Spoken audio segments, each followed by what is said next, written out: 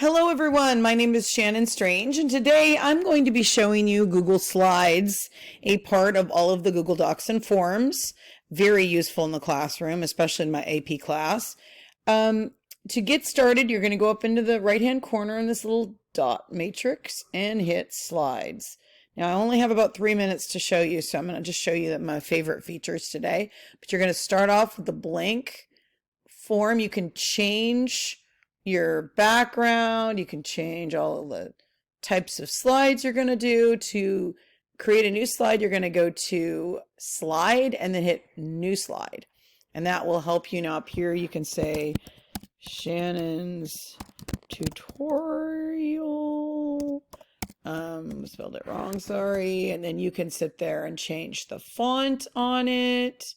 Go to that, you can change the size. You can change over here. You have some other things you can change, going to making it centered.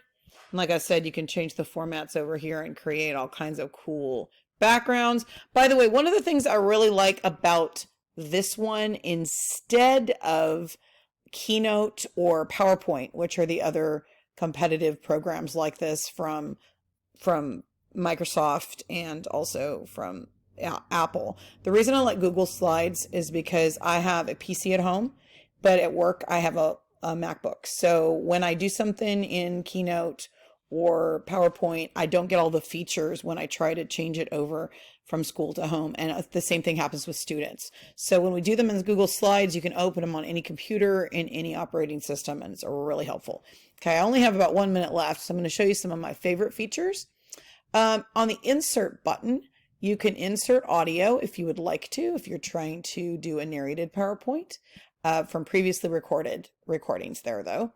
I also love inserting, not love this, but when you want to insert a text box so you can put some other information or a chart, that's how you start something that wasn't originally in the setup that you requested. Also, inserting images. This is my favorite thing. You can upload from the computer or you can search the web. So when we search the web, let's say I was wanting to do dogs.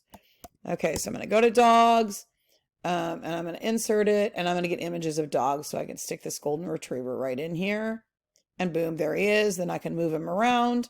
I can make him bigger, smaller, and since I only have about 20 seconds left, once you are done, you go to slideshow, and that is how you are going to show your slide to everyone. Then you escape to get out. You also can do notes on the bottom, which I unfortunately am out of time to show you, but you can add notes on the bottom for yourself while you're giving the presentation, and you can arrange, you can move the slides up and down, you can add things, so it makes it really helpful as you're doing this to give your presentation all of the things that you need. There's extensions, and then you can also at the end when you're done, name your presentation, Shannon, save, and then you can share it. So if I want to share it with myself at HBU, or I'm going to share it with myself right now, then I can send it and email it. So this has been my tutorial. There are so many other things that you can do with this. This is just the beginning, but I hope you've enjoyed it. And my name is Shannon Strange. Good day and good bless.